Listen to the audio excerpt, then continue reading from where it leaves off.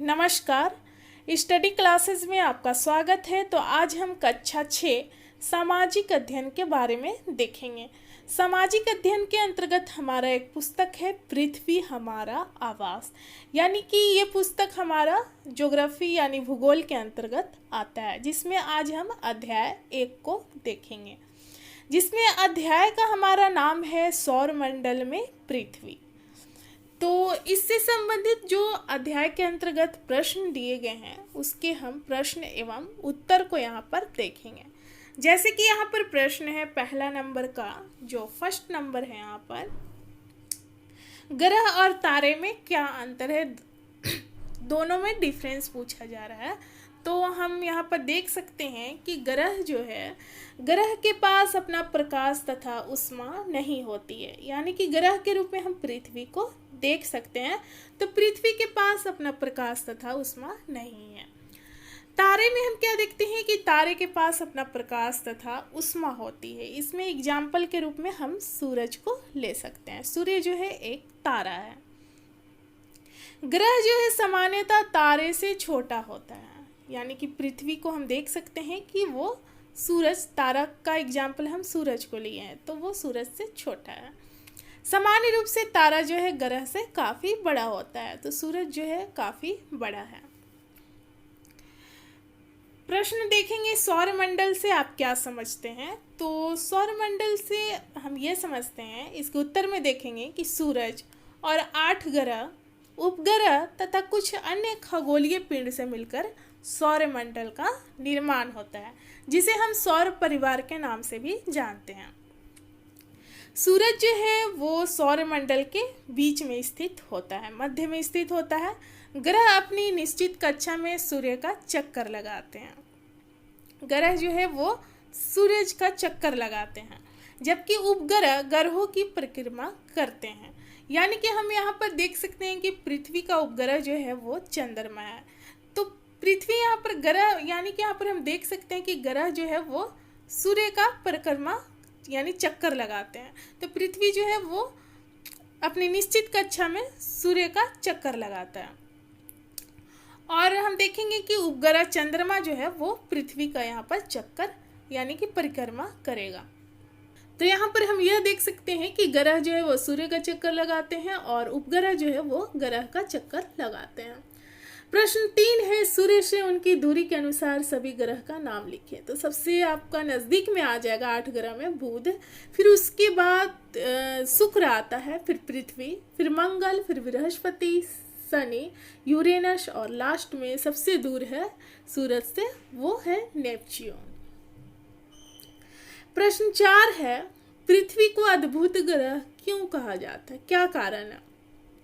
तो हम देखेंगे कि जीवन के अनुकूल परिस्थितियां यानी कि जीने के लिए जो ज़रूरतें हैं वो केवल पृथ्वी पर ही पाई जाती है। जैसे कि खाने के लिए हमें भोजन यानी कि जो पेड़ पौधे से हमें प्राप्त होता है वो पृथ्वी में ही उगते हैं।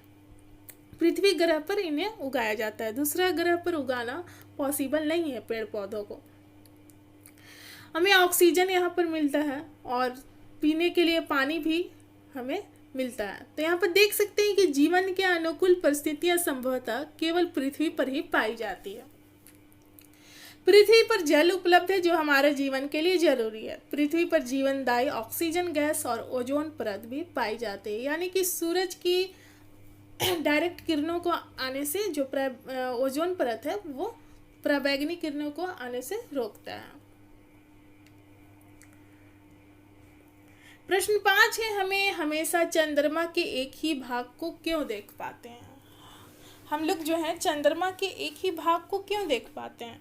तो इसके उत्तर में देखेंगे कि चंद्रमा लगभग 27 दिन में पृथ्वी का एक चक्कर पूरा करता है। इसको एक चक्कर पूरा करने में 27 दिन लग जाता है, पृथ्वी का एक चक्कर पूरा करने में। यह अपनी धुरी पर भी एक पूरे चक्कर में भी इतना ही समय लेता है। इस प्रकार ये दोनों प्रकार की गति को पूरा करने में समान समय लेता है। यही कारण है कि हम चंद्रमा का एक ही भाग देख पाते हैं। अगला प्रश्न है, ब्रह्मांड क्या है। तो इसके उत्तर में देखेंगे कि करोड़ों तारा, बादल, गैस की एक प्रणाली आकाशगंगा है। इस प्रकार की लाखों आकाश गंगा मिलकर ब्रह्मांड का निर्माण करती है। यहाँ पर देखिए कि तारे, बादल और गैस की प्रणाली मिलकर आकाश गंगा, हम इसको कहते हैं आकाश गंगा।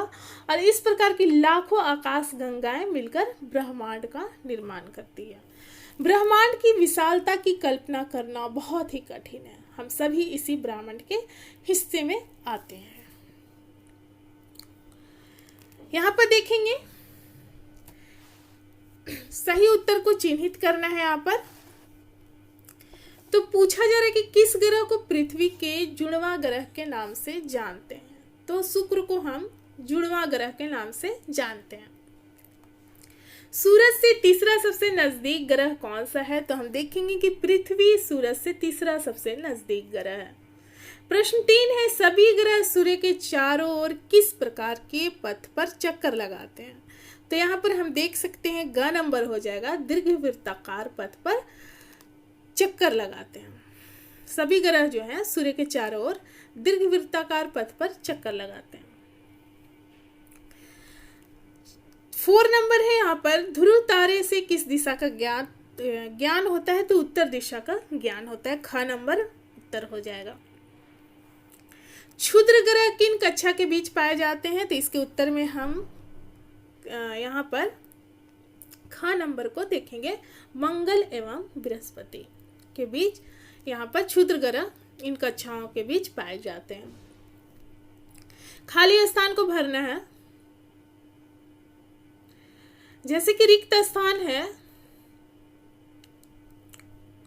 तो यहाँ पर हो जाएगा तारों का एक समूह, तारा हो जाएगा एक समूह जो विभिन्न प्रतिरूपों का निर्माण करता है, उसे क्या कहते हैं? तारामंडल कहते हैं। दूसरा नंबर है, तारों की एक बहुत बड़ी प्रणाली को क्या कहा जाता है? तो आकाशगंगा कहा जाता है।